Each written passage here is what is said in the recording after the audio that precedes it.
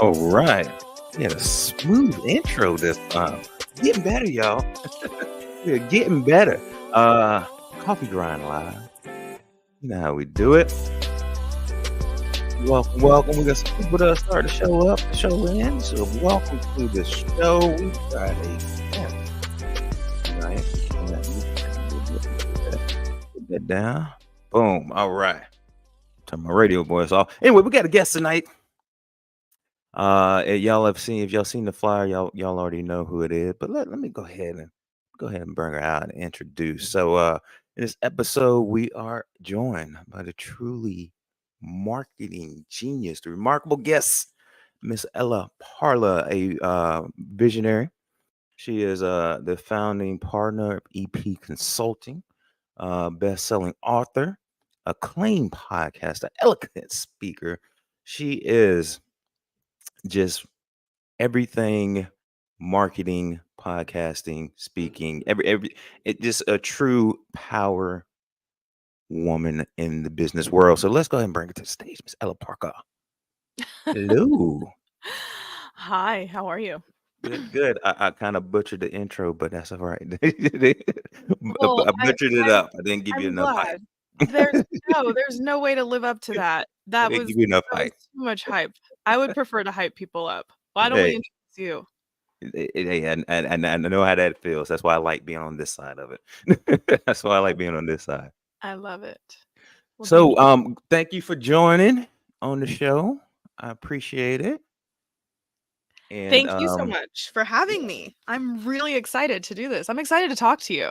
absolutely. I mean, we obviously well, some people may or may not know, but prior life we worked together, and so this is one of those times that we're not on the teams with the do that, that music. I was going to have a snippet of that music playing, but I was like, no, that brings back too many memories of just random calls from people. So I was like, yeah, no, let's not do that. I think I might be one of the few people in the world that actually loves Microsoft Teams. That Like likes I music. love it. I love it. They flagged me a few times because I use it so much and I whenever they have a new feature, they Mm. have flagged me for like, "Do you wanna pilot this?" And I'm like, "Yes, I wanna try it all." I You did. love Microsoft Teams, but I love Microsoft Office, like the entire suite. Yeah. So that's probably I don't know what that means except that I really lean into it, but I also understand the limitations, and I would understand why some people shy away. Right. Yeah. I mean, I like it when it works. I'll put it like that. When when everything's working good and people can log in and everybody can log in, I like it. Other than that, I'm like, well, here's what it is. All right. So I'm gonna just make sure that we are live on the Instagram. It looks like we are. Good. Um. Yep. Let's make sure. Actually, let me just get a whole nother tab pulled up here. But so while we're doing that, let's start with, so you got a new thing going. Do you I mean, we're gonna go through the gambit of things. So we're gonna go through oh, it didn't go live. Hold on. Let me hit go live on Instagram. There we go. Now we're live on Instagram. Jeez. I look like an amateur here. So Instagram missed the whole intro, but that's cool. So we got amateur hour over here with Seaside Inc. Anyway, do we want to talk about the new business venture? We want to talk, but we're gonna talk about both during this We this this, are. this time. Yeah. Well, I guess the book is we could talk the business. That's probably shorter than the book. I think the book is where people deviate and they have a myriad of questions. The Okay. business, I think so. When I started EP Consulting, I officially started it and established the LLC last November, last fall, and that was expedited because of the book. Yeah. But I started consulting in 2015 for several brands. So I've never, and I talk a little bit about this in my book because the question that I've gotten over and over again is how did you build this career? How did you do it? What did you do? And I'm thinking, how do I summarize 15 years Right. into a 30-minute conversation. It doesn't feel sufficient. And I think one of the frustrating things when you look at certain business leaders, athletes, anybody who's hit certain accolades that you're hoping to achieve, it's always overbroad. Their description of how they got there is super overbroad. And so I wanted to take the time, sit down, write out in as much detail as I could without being too boring, Mhm, mhm. how I was able to brick by brick by brick build where I am today. And it's been an interesting ego trip, not in the way that you would think. Like Okay. it's so different working for yourself, and not being able to hide behind a company email, a company name, a brand name. Right. So You are it. yeah, so Yeah. that's been different, but it the first consulting role I had, actually the first 2 roles that I had where I was consulting for beverage brands, both which got sold after my working on their trade marketing efforts, Oh, well. were, and one of them is a really big brand that got bought out by Coca-Cola. Um, I don't know if I'm allowed to say that, but I just did. And then the other brand got bought out, and I talk a little bit about those experiences without naming brand names just Right. because of certain paperwork, but both of those situations, it was former employees. So in one situation, it was a former CFO who knew nothing, very little about marketing and needed support building a brand because he made the decision to start his own beverage brand with another joint venture. And he and I worked in the same office when I first started off as virtually an intern. Like I was technically a manager and I was managing employees, but a lot of my role in the office was intern work. And Gotcha. so building a rapport there when he needed someone for marketing, I think he knew that I was probably within his price range Gotcha. and reached out, Yeah. not even fully sure of my capabilities or lack thereof. And that was really flattering. And I think that that ultimately is a testament to you are where you need to be all the time. Right. And Absolutely. really, luck is just where your preparation meets an opportunity. If you're Mhm. going to leave a lasting impression, make it positive, so that way when people are in need, you're able to bridge those gaps for them. And then the second, so that was a smaller brand, that ended up selling for about 10 million. In retrospect, probably would have been valuated at closer to 20 million, but Oh, we well. were all new to the game. Right. And then the other brand that I worked for, the one that got bought out by a big conglomerate, that was a former manager that I worked with, and she was taking over some deals, and what they were really doing was preparing this brand to then Mhm. get purchased by a bigger company. And I didn't realize that. So this was before the investors came in.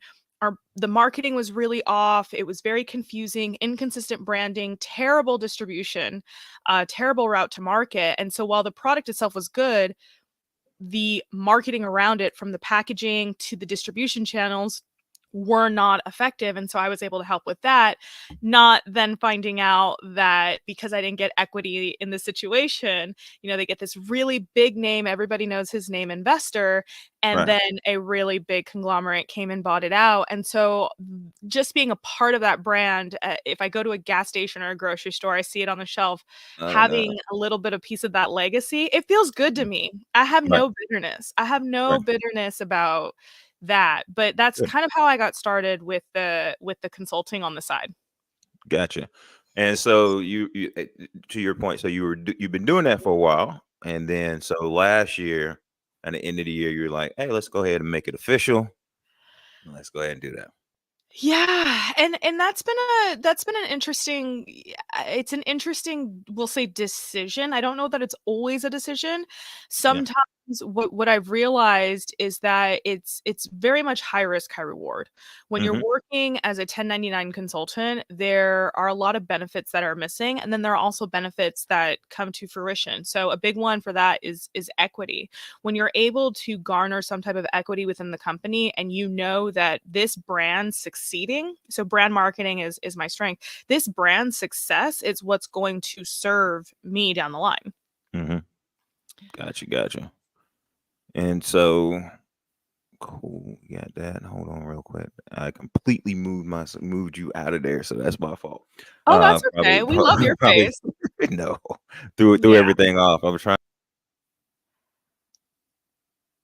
But cool. So you decided, or you were kind of guided into, starting your or actually making everything official with the consulting. So with the book, because you're saying that the book kind of led you into that. So one of the things I like to do on Coffee Grind is we like to talk about like the grind of like getting through that and going into moving into your purpose. And so like because I when we first kind of met with the last gig, you were still in the middle of writing it and you're pushing towards it. Can you talk a little bit about that kind of that process and how good or Yeah, frustrating writing. that gets or what have you? So one of the main questions I've gotten since writing the book is, how do you write a book?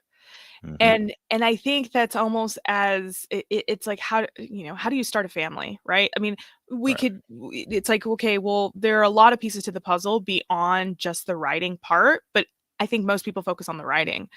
I've always been a writer. Both of my parents are writers in their own right. My dad has been published several times through, educational books. My mother is a beautiful creative writer, and I started journaling because I had a bunch of emotional issues around 1997.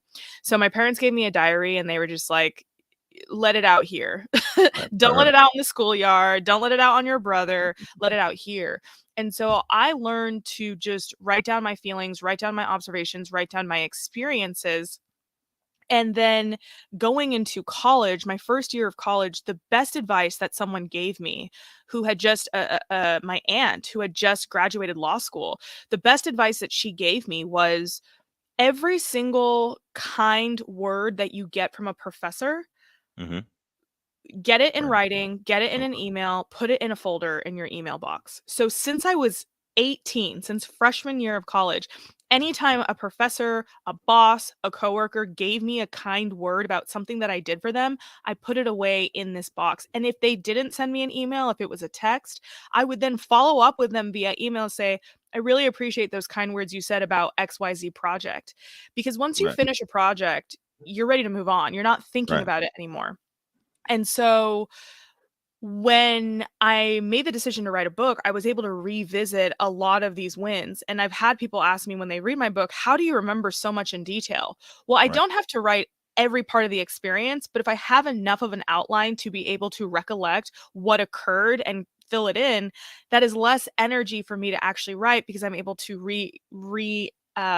reimagine, re-understand those stories. And so the book quite literally goes from my beginnings, my parents, and then into elementary school, these various jobs, that I had, and then of course ushering into the postgraduate years.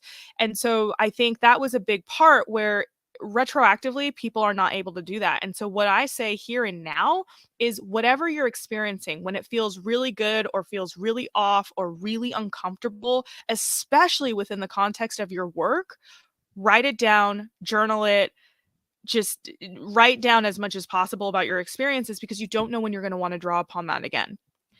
And so from there, I started collecting my thoughts, building out an outline. I knew that I wanted to write a book about the duality of my experiences of building out a career in such a niche space, which is alcohol marketing.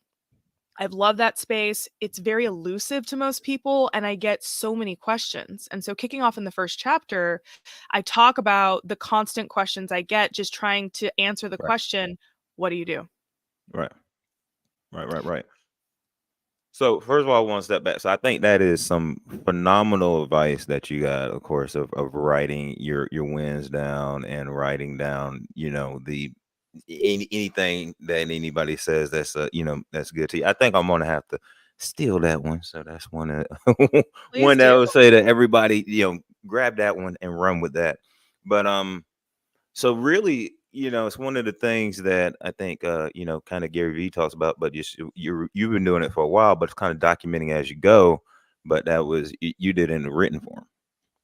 Yes, and nowadays with dictation options, like if you don't know Word document, you could dictate everything, save Right. it. Now with, ChatGPT and all these other AI, there's no reason for you not to be documenting. If you don't like writing, if you don't like typing, you can dictate your feelings in 5 minutes a day, Yep. 10 minutes a week, whatever it is, and just overview your day. I would say the grind came. This is where like people are like, how do you write a book? Okay, you build an outline, you just write it, right? Just write. Right. Right. It's the editing that's the grinding part, so a lot of people think that 80% of the book is writing the book. I would say that's about 20%. Gotcha. The big hurdle to overcome is these words that you're holding so preciously is working with an editor and a publisher who then take those words and are able to make it make sense for everybody else. Because Right. whatever you might be thinking might not translate for the audience. And you need that type of audit, someone who's invested in your work, but also is going to audit and say, that doesn't make sense. It doesn't sound right. You're losing your credibility. And then that's where the ego really comes out. There were about 200 pages cut from my book because we were unable to come to an alignment of how to express what I really wanted to express. And Right. ultimately, I decided if I can't say it my way, then I'm not going to say it at all. I'm not going to water down this experience to make it more digestible or, you know, protect my publisher from legal liability. If I Right. can't say it in its full authenticity within the context of changing certain names and circumstances to create an anonymous scenario Yeah. for it, then I really don't want to say it at all. A big piece that we cut out of my book that because of the alcohol marketing was I wanted to go into the history of alcohol and this idea that Jesus Christ's first miracle was turning water into wine and what that means and where that gets misinterpreted in modern day society. But my publisher was like, "You're going real off the wall here. We don't want to hear that. We don't want to hear about Jesus and the miracle and his death and all these things Right. and the symbolism of his death." They're like, "You went too far." I was like, "All right, I would want to read that, but that's where you learn to just not hold your idea so precious and really relinquish to the process. Writing a book is really difficult. If it was easy, everyone would do it. There's a reason Yep. why only 2% of the American population are published authors. Like I said, there are a lot of people who have a book sitting on their desktop right now, Oh yeah. but the reason why it hasn't been published is because that hurdle of editing and publishing and then the self-promotion that follows, no one told me about that self-promotion part. Nobody. Those make the process. It truly is a grind. It was I think I'm still recovering a little bit from it, but definitely the most difficult thing I've ever done. Significantly more difficult than obtaining my undergraduate degree. Oh, I bet. I mean, and I mean to your point. I mean, you got all this information, and again, I think you said it beautifully because you're trying to make a cohesive story, throughout, and there's certain things maybe in your head that you're like, okay, I want this to go out, but then once you get to the editor or publisher, they're like, nah, that's not going to flow with this, or nah, we don't think it's going to give you that marketability or what have you, and so there's some challenges there, but yeah, that self promotion. Yeah, I've heard that, or that promoting the book can get challenging and can get a little bit of tough because your book. Correct me if I'm wrong. Came out in November, Mhm. if I'm not mistaken. And and then since then, I mean, I remember seeing you on the lives on Instagram, and seeing you, posted and everything, and following that journey. I've seen recently you've been doing book signings and stuff like that, and that hasn't been easy. But to your credit, I mean, you've done it and you got yourself out there. But I know that that's as much of a struggle as the writing the book.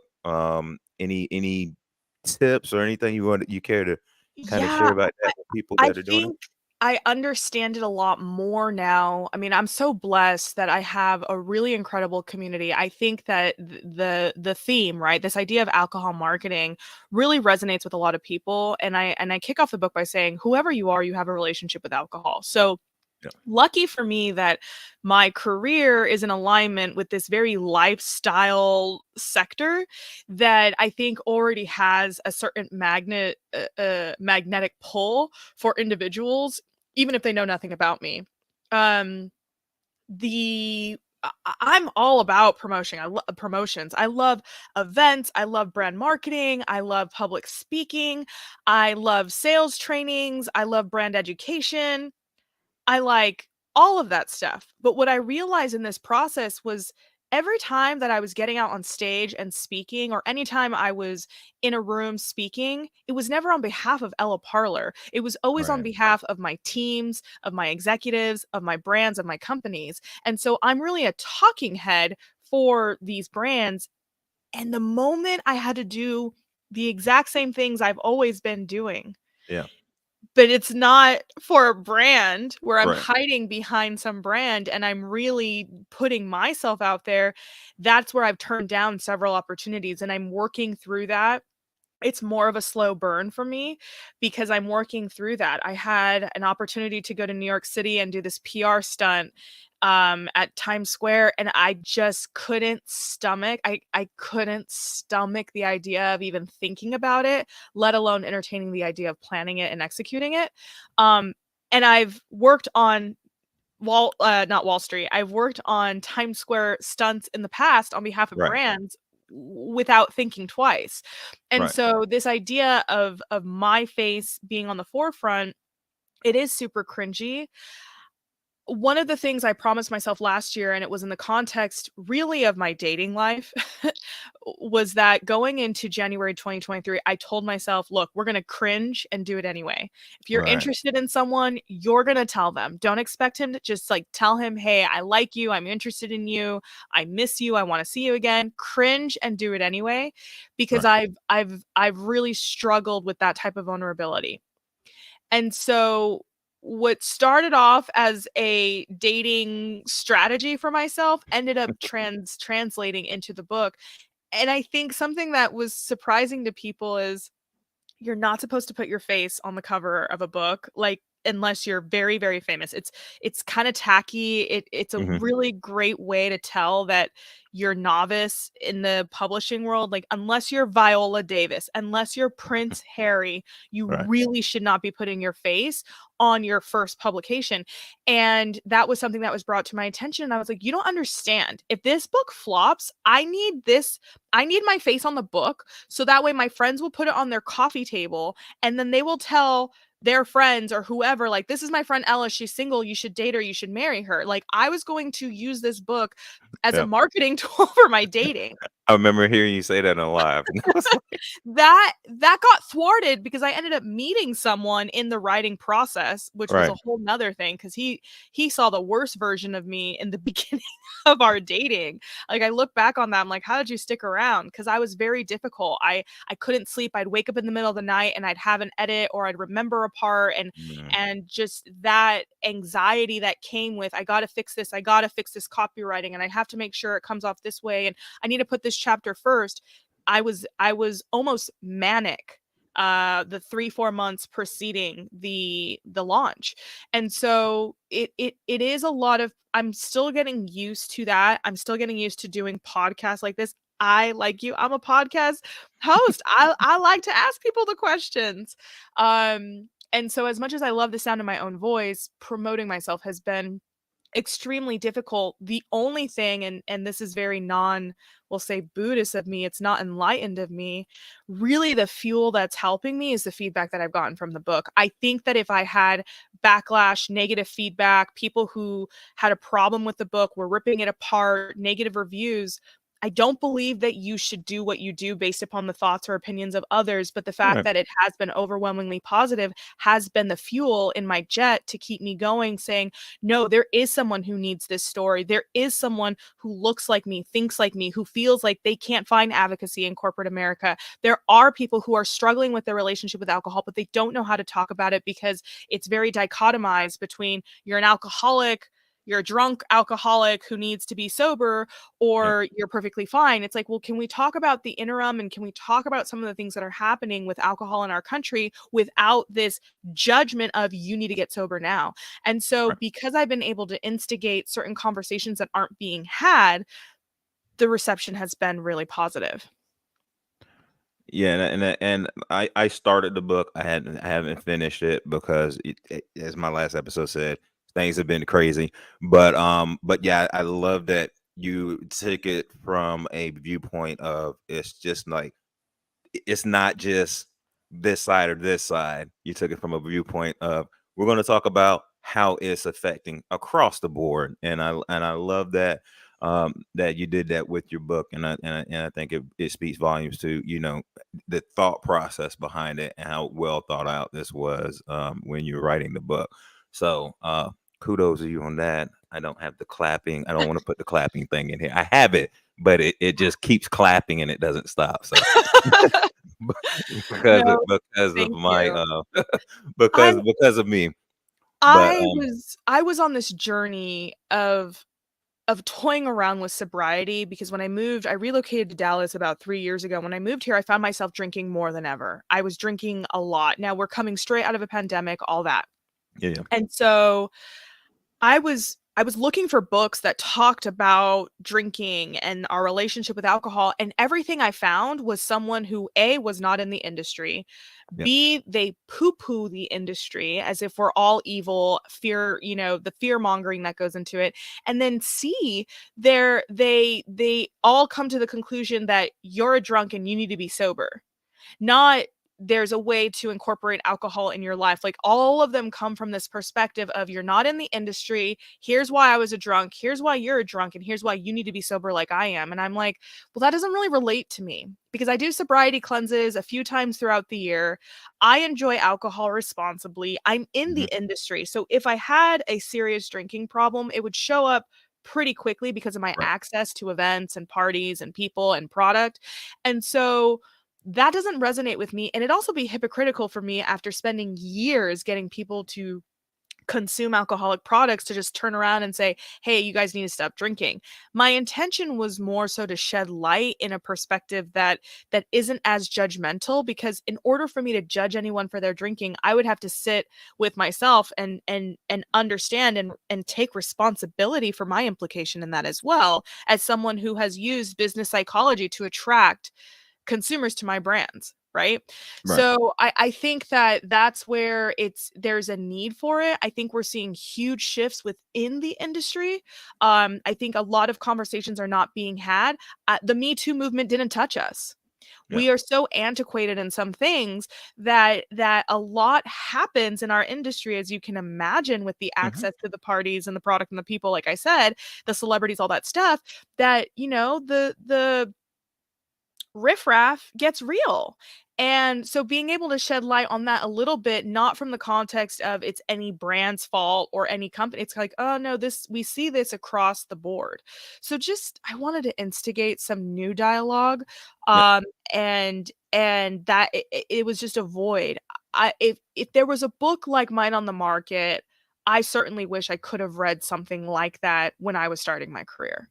And so all I can do to be a part of the positive change is to help create tools so the next people behind me who are coming up can move better and faster, maybe even eclipse me, to just make our world a better place. And I'm perfectly fine with that.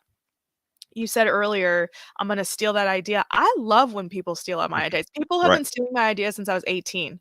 I love it. I love when an executive or a boss steals my idea. And anytime a client will say to me, like, oh, they're stealing my ideas and I don't like that they're taking my ideas, I'm like, your well doesn't run dry. Theirs clearly exactly, does, because they need you. And as long as you're feeding them, you're becoming the hand that feeds them, they're going to protect you the way that they would protect themselves. So when someone steals your idea, don't remove the ego. yeah, Like, don't look at it as you deserve credit. First of all, they could, and I talk about this in the book, they could be protecting you from the backlash from your really bad idea too, right? right, And so by taking on your idea, they're advocating for you whether they know it or not, and they're going to come back for more. And so, anytime someone has stolen my idea, or I've had people pull me inside and say, I can't believe he stole your idea like that, because I've had bosses steal my ideas for years. Yep. I always go, he's going to come back for more. This well does not run dry. I'm Right. innovative, I'm thinking. And if he recognizes that enough to want to take my idea and run with it, he's going to run out. I'm Yep. not. So I don't see it more so than like if it blows up and it's not a good idea, it's not my it's not my name on the line. Right. So I think people need to let go of this idea, this sentiment of it was my idea and it was stolen. Nobody can take something that's yours. Either you're Yep. talented and innovative and forward thinking and you think outside of the box, or you don't. Right. Right. And I also think personally, my personal belief is that nothing is ours anyway. It's all given to us. It flows through us and flows into us. And if you think that you have an idea that is so precious that you're not going to get another one from God's source of the universe, that's kind of a lack mentality. And so you're gonna stop your own kind of flow. So I agree. I've had people that have been on this show that we've talked about ideas and they say, oh, can you cut that out? I'm like, well, I mean, you never know. Somebody might, want to help fund that idea, or it might, help somebody out. And they've had me take it out. I'm not gonna say who or how that happened, but they had me take it out. And I'm like, you could have missed your break by having somebody that could have helped you towards it just by talking about it. But I've always been the type person that's like, "Yeah, I'll get another one. There'll be another idea coming out, and and also sometimes I think you're just that spark as well. Sometimes you could be that spark to somebody else and help, and they can run with it and have it go. I So will good say point. where I get too much credit and it's not true is I am not an idea creator. Okay. So, like, if someone says we need to create a new product, I don't know where to begin. I'm flat. I am not, that's not me. Okay. Now, if you say we need to create a product that blank, so that targets, a particular segment, I can work with that. Or if you say, I have this strawberry lemonade product that I want to, market, I can take that. But if you were to say, hey, Ella, sit down, create a product, that is not my strong suit. And because I'm taking on someone's idea and then executing it in a way to make it effective and Right. add strategies that are going to amplify it, there's this misconception of like where it actually was conceptualized and then where I was able to bring it to life. So I can revive an idea, I can breathe Mm-hmm. life into an idea, but when it comes to brainstorming sessions, all I can offer is that's not a good idea. I don't come up with good ideas on my own. I think that's a different mindset. My mother, on the other hand, she comes up with all ideas. She's got inventions for days. I'm like, why don't you start patenting? She's got all these ideas and inventions, many of Yep. them which went on to be multi-million ideas that someone else executed, Right. but she has no desire for execution. She just has the idea and it's like it sprouts out of her head Yep. and that's that.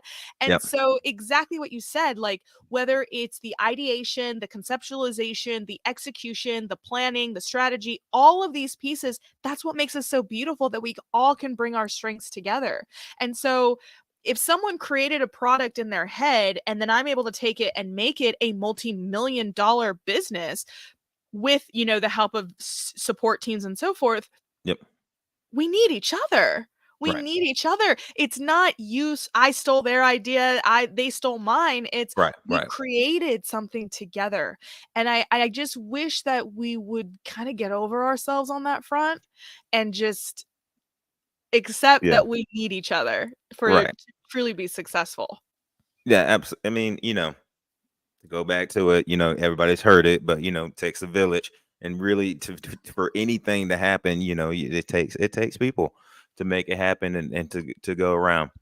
So real quick, people that are on, if you're on looking on Instagram, if you want to chat with you want to leave a comment, question, or suggestion with me and Ella, go ahead and pop that over there. But YouTube, you could pop it in and I could pop the comment on screen. So Instagram, I see you. I'm actually looking at you right over here on this side, but can't pop it on screen. But YouTube, pop on the screen. So I wanted to actually, if we can, kind of take a step back to something we talked about earlier. That's Mhm. something that you kind of mentioned earlier. And I think it's interesting and it's funny because I think we all do this, but you said it that you've done, events, you've done promoting, you've been the face of other people's brand. But when it comes to becoming, and doing some of the same things you've done for other people for yourself, that's where it's kind of that mental block can pop up sometimes. And I think a lot of people really go through that, and that happens a lot of times with people, especially if we go back to ideas, come up with an idea, kind of put everything in place, and then it's like, oh, I've got to do this. But if we were doing it for a boss, or we're doing it for somebody else, for another company, it's much easier. And I think it's what you were saying, you being the face and being that person. But do you mind talking a little bit more about that, as far as like what were challenges that I know you're saying that you're working through it, but some of the things maybe that you're working through with that, or how you're working through it, and also what some of the challenges are, or tell me some of your feelings about that, like Yeah, I would say that if you're not doing something you're afraid to do, then you're just not working hard enough. yeah. The moment you're doing anything, right? I love using LeBron. I could use LeBron for so many examples, right? But if all he ever did the rest of his life was play NBA, right? That's a failure. Yes, he's had incredible career, blah blah blah. But he's always going to need to evolve. And when he leaves the NBA, whatever his next step is going to be incredibly scary, because he's going to be stepping away from a jersey and an identity and all of these things. And he's going to have to work through that. And as he leans into his next chapter, whatever that might be, it's going to be scary. So I think that no matter how successful you are in a particular space, if you are not challenged, if you are not afraid, then you're not doing something right. Because whether it is parenthood, whether it is grandparenthood, whether Mhm. it's getting sick, whatever it is, you're going to have to do scary things. And so I would say that that's the first thing, is like challenging yourself to do hard, difficult things, because eventually they become easy. The first time you tried to walk, the very first time you tried to walk, you sucked at it. You were not good. You fell down and it hurt and it was scary, and maybe no one was there to pick you up, and that's awful. But look at you now. And guess what? When you start to learn how to walk, what's the next thing you kind of need to learn how to do? You got to learn how to run. There are other things. Learn how to leap, learn how to jump, learn how to squat, all of these other things. You can't crawl forever. And so a lack of progression is a regression. And so I think if we get into that mindset, when I find myself faced with a challenge, whenever something really scares me and I'm like, "Ooh, that feels uncomfortable. I don't want to do it." I do an inventory check. Is it because I don't want to do it because I'm afraid of what people are going to say? Or is it because I don't want to do it because I feel unsafe? I feel physically unsafe. This person's coming near me. I don't want them talking to me. I'm worried they're going to physically hurt me. Okay, fine. That's physical harm. Remove yourself from the situation. I'm not talking about that type of fear. I'm talking about the psychological fear of the unknown, of I'm afraid of what people will think. If you're not going to die or have physical harm, what could be the reward, and what if? So I dare you, Ella, to do this today. The first book signing I had, I would have left. If I was not held accountable by someone who was like, no, you committed to being here, you need to stay, I would have just walked out and left, because it was really really hard for me, and one of the hardest things I've ever done. And I'm on the other side of it now that I've done a few and I have more under my belt. I'm like, thank goodness I stayed. Thank goodness I didn't give up on myself. I was very afraid, but I had to remind myself, okay, is anyone going to kill me? What's the worst that will happen? We can handle that. Let's move on. So I think that's the one thing. And then two, back to what I said, get over yourself. We are so egotistical, and what a shame to have an idea, to have a voice, to have advocacy, and then not give that to someone who needs it. There are people who read my book, which was not at all the intention of my book. There are people who've read my book and checked themselves into rehab because they did an inventory check of how they felt. I'm not going to take credit for them and their journey, but what a shame if there wasn't a book on the market that appealed to how they wanted how they needed to hear a message of maybe how they've been marketed to from brands and so forth. It is a shame, it is selfish to have talents and hide them from people who need them. And we need you. We need your voice. I'm talking to you, C. Scott. We need you. And so when you're dwarfing yourself, when you're amputating your opportunities, you're not just doing a disservice to yourself, you're doing a disservice to your community, you're doing a disservice to the generation coming after you, and you're doing a disservice to those of us who need you. And whoever you are, we need you. And so I think that if you can remember those mantras of, I'm helping people, it is selfish to keep this inside. I am not going to let the fear of what people think, because that's usually the biggest fear. Well, people are going to laugh at me. People are going to judge me. They're going to judge you if you don't. So if they're going to judge you anyway, you might as well go for it. And I think that's where I've landed. And I'm still working through it because it's a lot easier said than done. But my mantra for this year, I always have a motivating mantra for every year. This year is, if it was easy, everyone would do it. The moment it's easy and everyone's doing it, it's not as profitable. That's just how capitalism works, and we live in a Right. capitalist society. So the moment everyone's doing it, it's not going to be that profitable. It's not going to move the needle. It's not going to be that magnificent. I use the example of tipping 20%. I've always tipped 20%, and I was considered very generous. Well, now that's become the standard because everybody tips 20%. And so what that means is my tipping 20% is not really considered generous. It's kind of the status quo. And that's a beautiful thing. I love that for servers. They deserve to get paid. But now, this generosity that I always prided myself upon, I no longer have, right? And so, if I want to be generous and I want to level up, I'm going to have to tip 30, 40, 50% to make the needle move if I want to ascribe to being a generous person. And so, I think remembering that once everybody's doing it and it's easy, everybody's doing it. Right. So that's the 2024 mantra. If it's easy, everybody would do it. Um, so let me take a step back. So let me just kind of let's help connect some of these dots. So that's your mantra for 2024. But for 2023, your whole thing was you were basically like going to just embrace the suck and just make it like no matter how cringy it felt or how bad it felt, to do it, you're just gonna, you know, just you feel the fear and I do it anyways. I texted my ex-boyfriend, and there are several reasons for this, but I texted him and I was just like, out of the blue. And I said to Mhm. him, I think you should move in with me. Like, forget, we're gonna skip the dating part because we already know who we are.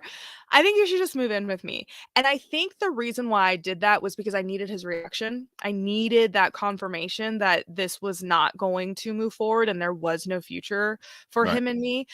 But I was kind of playing around like, oh, like, do I accidentally bump into him? I kind of know where I kind of know his circles. I know where he hangs out. And I was like, none of that's cringy enough. Yeah, I could randomly show up to a spot that I know he'll be at and I could play whatever. And I was like, no, Ella, we said we're going to cringe and do it anyway. And what's your real goal here? You want to get back together with him. You want to explore if marriage is on the table. You know that his living situation just got complicated because of whatever the circumstance was. And so my thought was, um, I'm just going to cringe and say, why don't you move in with me? Don't move in with your friend. Keep your stuff in the storage unit, just move over here and we'll work it out. And of course he said, get bent. He was like, how did the no? At first he was like, is this Ella? Did someone take her phone? Because it was so off the wall for me to say. right, But what I needed was that confirmation of, oh yeah, hell no. right, Hell no. Like, we don't need to do that. But if I had played around and I kind of dollied around like, "Oh, I ran into you," or "Oh, hey, right. what's up? How are you doing?" It could have ended up into some long, drawn out affair that I didn't need to waste my time with. And so I think that, yeah, going ham, it's like high risk, high reward, but cringe and do it anyway. Like, that's how I was able to write the book. That's how I Right. was able to tell certain stories that I didn't necessarily want to tell. And so I think that now, again, everything I say, to what do we know about the law of attraction and push and pull? For every rule, for every action, there's an equal and opposite reaction. Same Right. with every rule, right? So Right. anytime I say I make a resolute statement like cringe and do it anyway, there are going to be plenty of times where we need to not cringe and not do it. There are going Right. to be plenty of times where we shouldn't be putting ourselves out there. There's always a contradiction to any rule of human existence. All of them. There's a contradiction to our existence. And so recognizing that and being really in tune with our purpose, who we are, our spirit, our values helps Yep. us determine when those exceptions should come up, but it should never be out of it shouldn't be out of fear ever. It should always be out of a curiosity, out of a desire for growth, out of a desire to serve other people. So like something cringy would be grabbing a girl's butt in the club. Don't cringe and do that anyway. Like we don't need that. Right. But you can do an inventory of, okay, why am I doing this? I'm doing this because I know he needs me and I think we have a connection and I'm going to be his knight in shining armor and offer him my place. Well, Right. okay. Cringe and do it anyway, and then you figure out you don't need to do that. Well, but also, figure out you don't need to do that. But I think that so to your point, it definitely helps to you got to know yourself and you got to know all the things that you talked about to kind of set that baseline of knowing the spirit in which you're doing it, those things from, and also if it lines up with your with everything that you believe in. But also, to you kind of mentioned it there and mentioned it definitely before. One of the things that I think that helps with that North Star, it helps out as well, is just knowing that it's bigger than you. Kind of what you were talking about. That kind of helped you to kind of get through that as well. Is and I love what you were saying. It is selfish.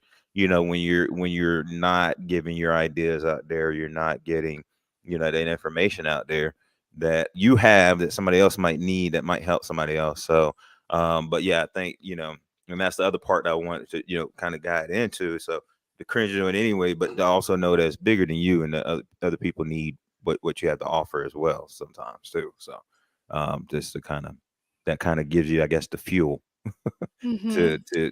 to go past and do it. Absolutely. It's it again, I think we are so I was thinking about it today for different reasons. I'm working with younger people more than ever these days, and I'm struggling because I know I'm a part of the problem, Okay. but we are so soft. We are so soft. We want soft and we want easy Right. Yeah. Yeah. because Yeah. hard is just too much. And I say I'm a part of the problem because I don't like to do hard things. I Right. think I like doing them maybe more than other people because I know the satisfaction on the other side. But we are so afraid and so resistant of hard things when that's really the only way that real change and effective change is made. And we could spend another 2 hours talking about why we're so soft, but I think that that is one of the we are going to see we talk about the economic gap between the middle class kind of shrinking. I Yep. actually think we're going to see that in terms of a mindset of like the people who just refuse to do hard things, they Right. have they're not going to be able to down the line because it's just too hard. It's too hard. And so the people such as you and I who are like, all right, it's hard, but I'm going to do it anyway. I'm going to have to cringe. I have to get over myself. Those are the people who can be movers and shakers. Something that's been really hard for me right now is working out in the gym. And there are myriad of reasons for that, a lot of excuses for that. But I've really been struggling to get myself into the gym. It's been harder than ever before in my life, which is again a signal that I probably need to do it. So when something feels really Right. hard, I'm like, no, that's what I need to be doing. If I have an apprehension, if it feels hard, I need to do it because usually it's those hard things. Getting a college degree is hard, no matter which way you cut it. Even if it's easy, it's hard, right? Right. Childbirth is hard. No matter which way you do it, it's going to be hard. Even the easiest childbirth is Right. hard because you still got to pay for this kid and keep him alive and all these things. The most beautiful things. Why did the universe, God, spirit, whatever you may refer to him as, why did he make childbirth so hard? Because Yeah. I think that was for us to know of the hard things, good things come. Right. Stop expecting, it's easy, death. Death is easy. That's the easy part. Dying is hard, but the death part, you don't Yeah. really do anything. It Yeah. happens to you. Just So I release. think Yep. so when we think of that, it's like with the hard stuff comes rebirth, Yep. and with the easy stuff comes death. Yep. No, absolutely, and I think you hit the nail on the head right there. I mean, anything that's hard, there's always beautiful things come from the things that are hard. Um, and yeah, the easy stuff is normally that type of stuff that yeah, there's nothing good coming from that if it's too easy. Not to not to take away, because there are things that you can flow into and you get in that flow state and it seems easy, but then you look at, you're like, you're working at that for like 5 hours, and then you're like, but it's just it's a difference between the flow. I think there's a difference between the flow state and easy, and also I think, for in my opinion, there's a difference between hard and universe, God, or source like trying to stop you. So there's a difference there when you're being redirected for protection, and it just being hard because human existence. So, but yeah, I mean, and that's where discernment comes in at, and knowing yourself and and all that good kind of stuff. But yeah, I think yeah, we definitely probably will. I mean, we could talk forever, but have a conversation about that down the road of like how it's not it's there's going to be that generation where the people that are willing to do the things that are hard are going to accelerate, and those other folks are just going to just kind of plateau. Yeah, We're I getting I there. sometimes get scared. Like I said, I've been working with younger. I don't want to call them children because they're adults, but I've been working with younger adults in this season, Yep. and it's been really interesting because the things that they consider hard, I'm like, that's a blessing. Why are Right. you seeing that as something as that's nothing but a blessing? Right. A perfect example is like my skin color. I that's it's a blessing. It's not hard for me. It's not terrible. It's not something to overcome. I'm a blessing. Who I am, my heritage is a blessing. And once you start whining about things you don't have control over, well, yeah, you're gonna whine about everything because we Right. don't have a lot of control of a lot. So it's more like, okay, what are you gonna do to create an opportunity for it, about it, from it? And I see it all as a blessing because it's like, yeah, things are easier when you do hard things too. That's the other dichotomy of it, right? So if you're Hmm. lifting 200 pounds in the gym every day, having to lift a 50 pound coffee table is easy for you because you've been doing the hard things. And you Right. want to get to a point in life where certain monotony of life is easy because you have faced the friction in the past. That's where I'm at. But again, I haven't been in the gym in like 5 weeks, 5 weeks since the beginning of Lent. So and that was supposed to be my Lenten promise, was to go to the gym every day and lift a little bit of weights. And I went once and then I never went back. So It happens. But hey, I'm you're not doing acknowledging all it. the, and now You're my body's acknowledging soft. See, it. don't do hard, get nice and soft. That's what happens. It's real soft and easy over here. Oh boy, here we go. But you got time. You got time. You start right now. Well, cool. Well, I mean, we're coming up close to an hour. Hey, Instagram, I see some folks jumping in over there and jumping out. Appreciate y'all being here.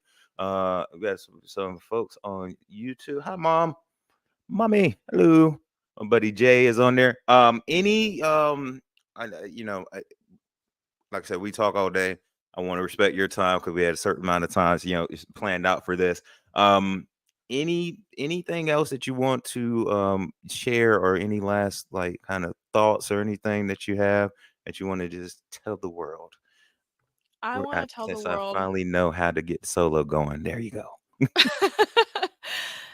See, Scott, I want to tell the world how great you are and everything that you're doing to create incredible change. You are an agent of change. And I am really excited to see all your future chapters. I'm excited to know you. It's an honor to know you and to be on here to be able to talk at you. I won't even pretend I spoke with you. It's truly an honor, and I want you to come onto my podcast. I want you to write for us, and I want you to share your voice and stop being so selfish. We need See, you. here we go. See, this was your time to shine, and here we go. I'm glad I was all scream because I'm like, all right, yep, not gonna cry, not gonna cry on screen. You ain't catch me. I have done that before, but hey, it is what it is. And then here goes all the see. So let me. I wasn't gonna post all these comments, but let me tell you. So then my mom agrees with you 100%. She she's got the stuff on there, so movie right and all that kind of stuff. My buddy Jay, best friend grew up with, he's like, yeah, you have to do the hard stuff, challenge yourself, and then he's agreeing. Tell him again. So thanks. You got everybody, the whole family ganging up on me now. Nah, I love it. No, we're not ganging up on you. We're just a friend. amplifying you because I you're know. you're incredible. You're incredible. And I think if you could, for like 5 minutes, see yourself through our lens, you would be just so elevated. I think you're one of the people who I would need you to err on the side of being egotistical just to have a happy medium because you're so kind, you're so humble, I need to learn from you, and I try to emulate you a little bit on that front. Well, Because well, I I talk too appreciate it. much. No, no, no, no, no, you don't. I appreciate that. Well, since you're not gonna do it, then boom, here we go. I'm gonna go ahead and we're gonna pop over here. Wait a minute. Let's get this screen. Hold on, I didn't get the screen going. Y'all gotta forgive me, and because this I haven't done this since a year ago. So we're trying to get I'm trying to get this going. All right, we're gonna share the screen and we're gonna show everybody. Boom. We're gonna show everybody the Oh, you got some old pictures of me that you found on the no, internet? no, no, no, no, no. All right, so this is where you can find Ella. This is her Oh, yeah, website. ellaparlor.com, yeah. Yep. And so it'll take you right there. If you want to listen to the podcast that she has, then you're gonna go to ellaiabella.com/podcast. That's all in the show notes, by the way. Um, Here's the book, High Tolerance. That's my copy. That's my Oh! copy right there. So this is my copy, along with you can find it right there on Amazon.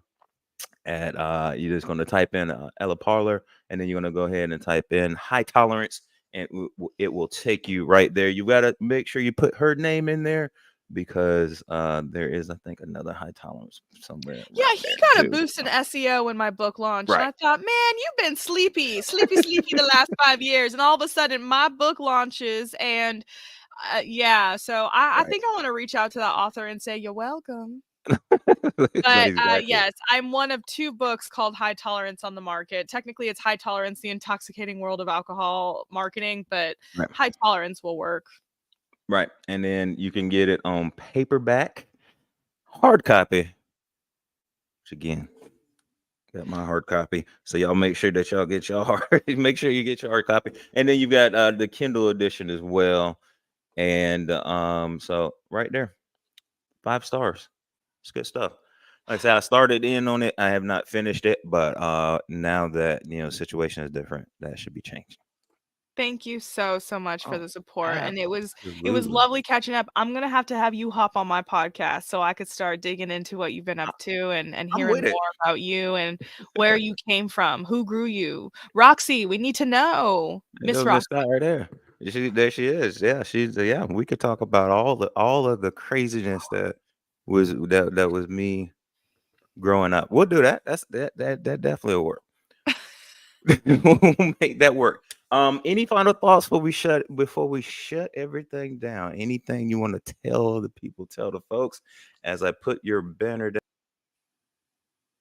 No, I just wanna say thank you so much for having me, and I really hope that wherever you are as you sit here and you're hearing my words, just know that you are loved, you are wanted, you are beautiful, you belong. You're special and important, and there are people you haven't even met yet who are going to be madly in love with you.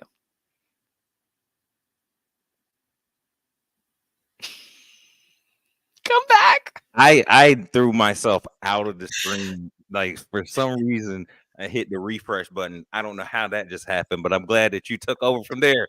Everybody, Miss, I was gone. I was over here sweating like crazy. I'm like, oh my god! I'm looking over here. I'm like, she's talking about something. I was sweating. I have never done that in the whole time I was just gone out of the screen. My computer said, yeah, you know what? You're done. So, anyways, again, thank you for being here. Want to appreciate you for. We can get it to stop because it'll go and repeat. There we go. So, appreciate it, and yeah, just let me know. I'll be on your podcast. And again, folks, y'all can find Ella across the board. We've got all of the information out here. That's the website. There's the Instagram, the Facebook, TikTok, and LinkedIn. One thing I didn't notice, is there a YouTube channel or that coming soon? No, I It's don't coming wanna do soon then. YouTube. Everybody says do YouTube. I'm too much. It's too much. I don't like video. Like, even looking at that photo, you see how airbrushed that photo is? Nobody wants to see the live. There's no filter here for me.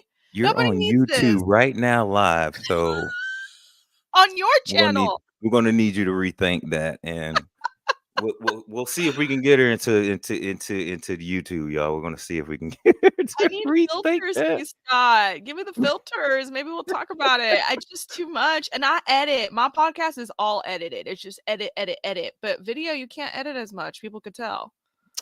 And you just let it go. You just let it go. Look, you see, no editing here. I'm doing it all real time, doing a horrible job at it, but we got it going. Anyways, I Hard stuff. appreciate I appreciate you being here. We're gonna start playing the outro music. So y'all make sure y'all check out Ella on all those social medias you see going down at the bottom. And then we are going to be out of here, folks. As always, I know that I love you. We'll catch you next time. Namaste.